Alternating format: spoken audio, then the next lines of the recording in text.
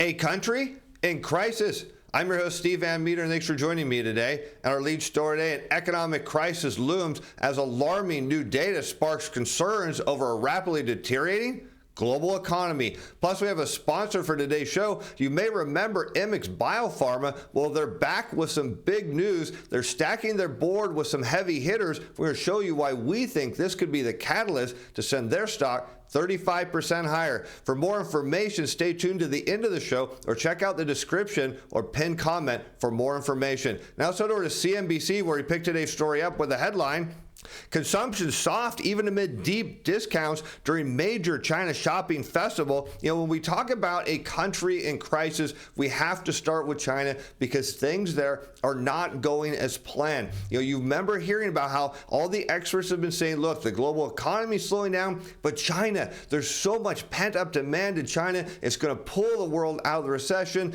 just like it did in 2015 and 2016, and we're going to look back and say everything was A-okay. But as we look into what's going on with China, you have a huge problem here, and what it's starting to do is flow out to the rest of the world, sending us into what is likely to be a global recession.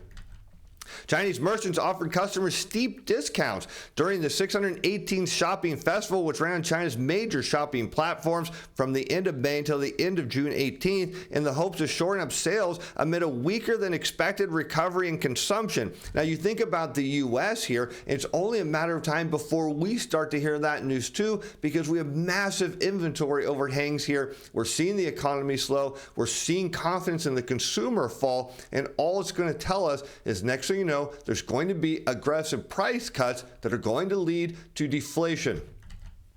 Chinese consumer confidence remains weak due to a mix of geopolitics, continued weakness from COVID-19, and domestic Chinese politics. So here we get the story about, consumer confidence. And is this any different? Are Chinese consumers different than U.S. consumers? Absolutely not. When people have low confidence in the economy or their job or where their wages are, they spend less. And so you start to think about the Chinese consumer and why their confidence is so critical, because they're at the front end of the machine. So you think about, as the world's largest exporter, they're the ones who see demand go up and down before virtually anyone else, because they're the beneficiary of all these new orders. So as we've talked about in the show last week, as new order demand falls, well, they see it in China, and as these consumers are looking at their paychecks, going to work and seeing how demand is, their confidence is falling. But again, this isn't just a story in China. Let's take a look at what's going on in the U.S.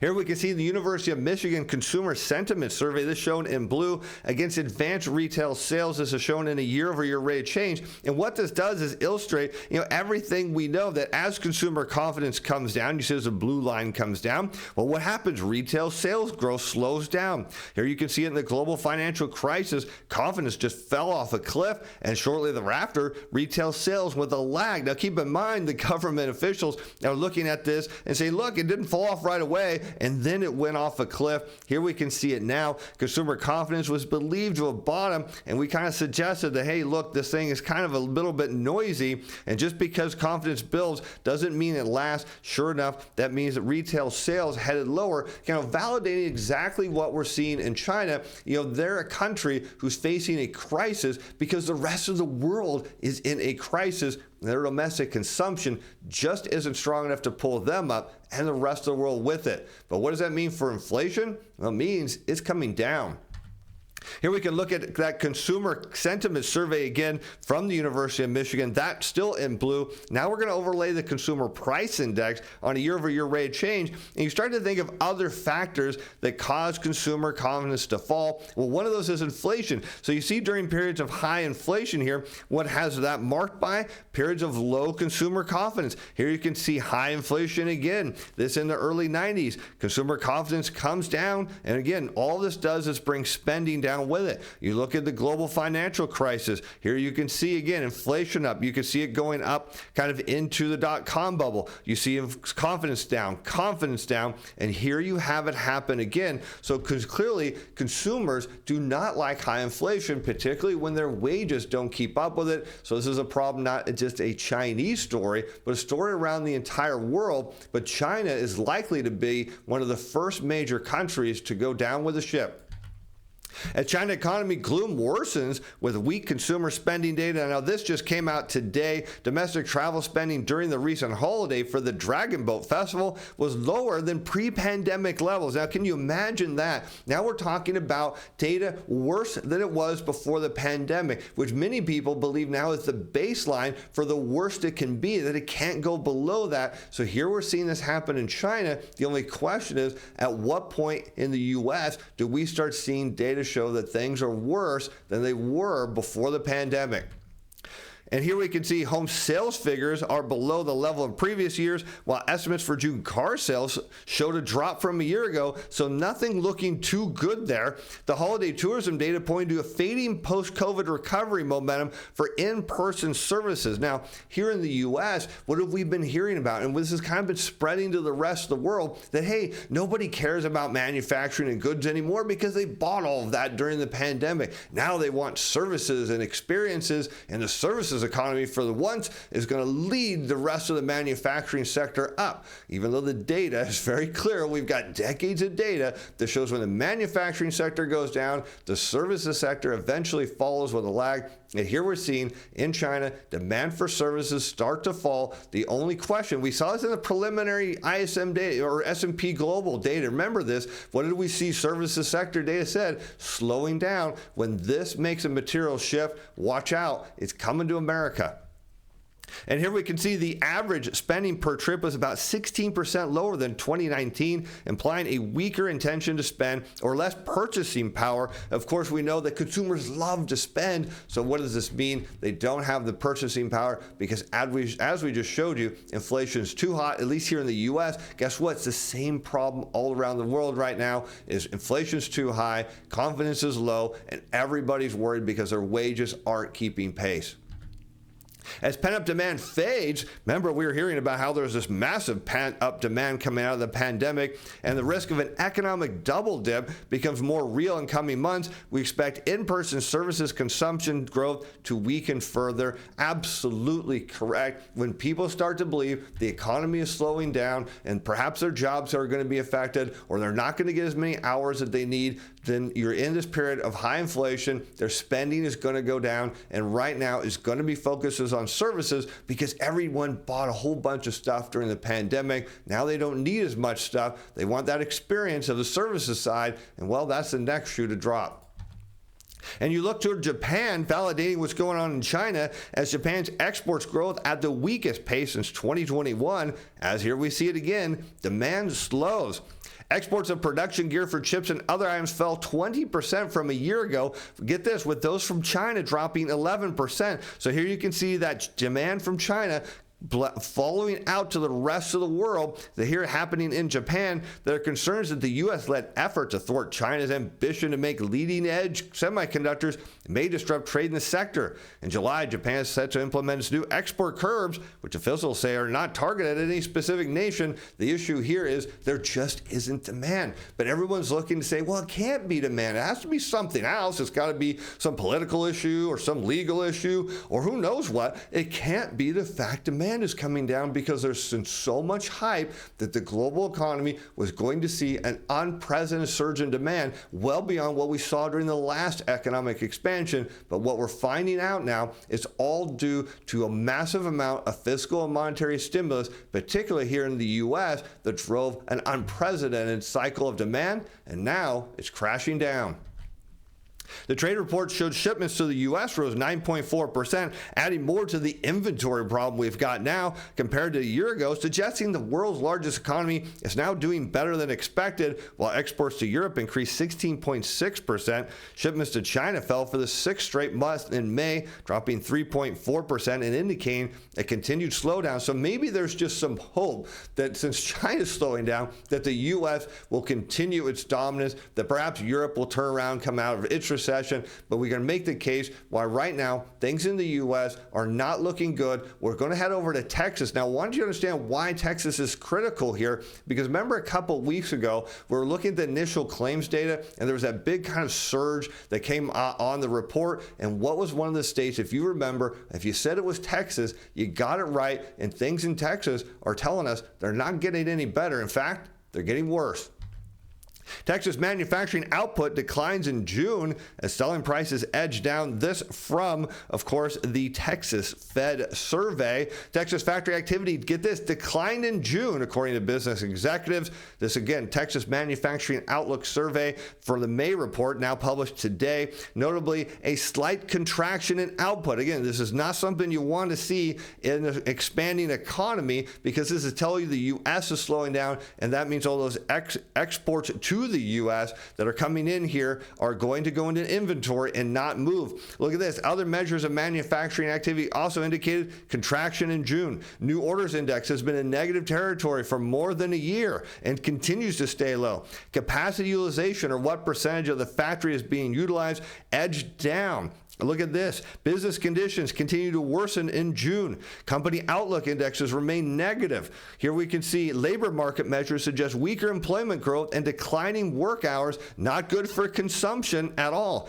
Price pressures, inflation, what do we see here? Evaporated, while wage pressures remain elevated as workers demand higher wages. But look at this. The finished goods price index is now selling prices edged down in June. Again, everything we're seeing in the report is telling us things aren't actually good in the U.S. here either. So China's got a problem that we're just going to see ahead of a lot of other countries. But what we're experiencing now is a global economic slowdown. Let's look a little deeper into this Texas survey. Here from some of the respondents, we expect slower activity in the coming months. We're starting to see a major shift in industrial production. Get this, a lack of confidence. Now this at a higher level than the consumer side. Here, we are definitely slower from a production perspective. We're living hand to mouth. A surge in new orders could easily stop as quickly as it started. We're month to month. Orders are cooling off a little. We're service retailers. They're tentative. We are wary. So here you can see again, when more you hear about lack of confidence, all this means is less spending. Even at you see, we talk about from the consumer side, but think about from the business side. You want to add some new equipment, or you want to do some other things and spend some money on capital projects. Well, when confidence goes down, you don't spend that money either. And next thing you know, one of the last shoes to drop is the employment side, sending workers home. Let's look a little deeper here. Let's look at some charts from that Texas survey. Here we can see the general business activity, the diffusion index in blue against crude oil prices. And you can just see how sensitive the Texas economy is to crude, with exception of here this big rally in the global financial crisis. Anytime you see the Texas manufacturing outlook survey head lower, well, it means crude prices are headed down. Here you can see that is happening as well right now. And what it means is the price of crude isn't high enough. It's not high enough to drive what the state of Texas needs. This is a huge problem. And here we can now look at what this means for inflation. We're going to overlay the consumer price index against the general business activity for Texas. And what do you know? That as demand goes down, as general business activity goes down below that black line and contracts, what do you know for inflation? Inflation eventually rolls over and heads down. We're seeing that now again. What does this mean for the labor market? Well, we saw this a couple weeks ago. It's bad news. Well, it's going to get worse. And the answer is yes. Here we can see again that general business activity in blue. When it contracts, it goes below the black line. And what do you know? The 4-week moving average initial claims heads higher. We're seeing that again right now, suggesting that even though the experts say that this pop in claims is going to come back down, what we're seeing from Texas, from the data here, say no, it's not an anomaly. It's probably going to get worse, and soon. Meanwhile, bond traders are heeding Powell's pledge to stay on the Volcker path, even though he's going to be cutting to zero long before he realizes it, as the U.S. yield curve may remain inverted for an unprecedented duration. And this is bad news for the banks. Remember, the banks are the ones that create money when they originate a new loan. So the longer the curve stays inverted, they're literally starving the creation of new money. And in a debt-based economy, that leads to delinquencies. Delinquencies lead to defaults, leads to higher unemployment. And not only does you get a recession, but you can also get a banking crisis. And a potential warning of a looming downturn, 10-year Treasury yields have been lower than those on the 2-year notes since July. The only two longer periods of inversion were those of August 1978 and May of 1980 and September 1980 to October 1981, according to some data going back almost half a century. Those episodes were marked by elevated asset price volatility and back-to-back recessions prompted by then Fed Chairman Paul Volcker's aggressive fight against rampant inflation. If the current inversion lasts until next April, it'll be the longest ever. Well, no doubt it's going to get rid of inflation because we know it's starving the creation of money. Don't have enough money created, you cannot get sustainable inflation. The consequences for markets in the world's largest economy are manifold. A soft landing now appears elusive, and bets have evaporated for the Fed achieving the immaculate disinflation through a steady tightening of monetary policy. The growing debate among investors is when, not if, the U.S. economy will start contracting. Of course, we know that equity investors are hoping the Fed cuts and does QE, and that will mythically send stock prices higher. But the issue here is China is a country in crisis. Their crisis is spreading to the rest of the world as demand broadly slows down and puts the global economy in a situation of a massive double-dip recession. At the same time, I believe we're going to see a global banking crisis. But now let's talk about our sponsor for the day's show, Immix Biopharma. Again, they're back with some big news. They're trading on the NASDAQ under symbol IMMX. You can get all the information in the description or the pinned comment below. Let's take a look at what they're doing because they brought on some big, heavy hitters to their board. I'm going to show you why this matters, and we'll take a look at their stock and why I think it's poised to make a big move higher. Here we can see the Immix Biopharma subsidiary Nexella appoints Mary Sue Coleman, former Johnson & Johnson independent director, to their board of directors. She's an experienced former Johnson & Johnson board member, this from the CEO Ilya Rockman, and proven leader of large research-focused institutions with a global footprint, having successfully built and raised capital for world-class biomedical research ecosystems. They also added Jeffrey H. Cooper, former chief financial officer of BioMarin, to the board of directors. They're thrilled to have him on the board. The CEO says he possesses a wealth of experience as the CFO of BioMarin and board member of other biotechnology firms, get this, which have been acquired. This is something that we happen to know that Immix at some point is looking to have happen. They're looking to be acquired down the road. They believe in their technology and big things are coming. Let's look at who else they added, and I'm going to show you why all this is happening. And here we can see they also brought in Edward J. Borkowski, the former chief financial officer of Mylan NV. He's on the board of directors now too. He's a proven finance and capital markets leader of pharmaceutical organizations, including Mylan and CareFusion, successfully navigating complex situations throughout his distinguished career, in particular in his interactions with Carl Icahn and other activist investors. Now, why might they be stacking their board with some big hitters? Well, check this out. Nexella completes its pre-IND meeting with the FDA. And you remember we talked about NXC 201 on our last time Immix was on our show, as a U.S. clinical trial is about to begin. Completion of our planned pre-IND meeting with the FDA is an important milestone toward opening U.S. clinical trial sites for the NXC 201. If this, of course, works anywhere near as well as Immix says, you can only imagine what that means for their stock. And now let's just show you why I think this thing could be headed up by about 35% in the short term. And let's go back to their chart. Now we're looking at the 2-year chart. Here we can see on the RSI momentum, just briefly kind of getting up to overbought territory, making a little bit of pullback here. We see that the MACD momentum is moving positively across that horizontal line. That is a good sign. We got that volume profile line turned on, and you can see that over the last 2 years, most of the shares have been traded right at this point, with buyers below that, sellers above it. You see a bit of a pullback here. Well, if we see this hold as support and it rallies off here, you could be looking at somewhere in the $3.25 range, maybe even higher. From the current price, you're looking at about a 35% return to the upside. Again, symbol IMMX on the NASDAQ. Let's zoom into the 1-year chart. See some beautiful volume profile here, suggesting that buyers are definitely below the current price, and sellers, it's just a matter of time before they get weaker and weaker, and that sends the stock shooting higher. Let's zoom in again. Now we're on the 90 90-day. Again, momentum slowing here a little bit, just validating this kind of recent pullback off this move higher,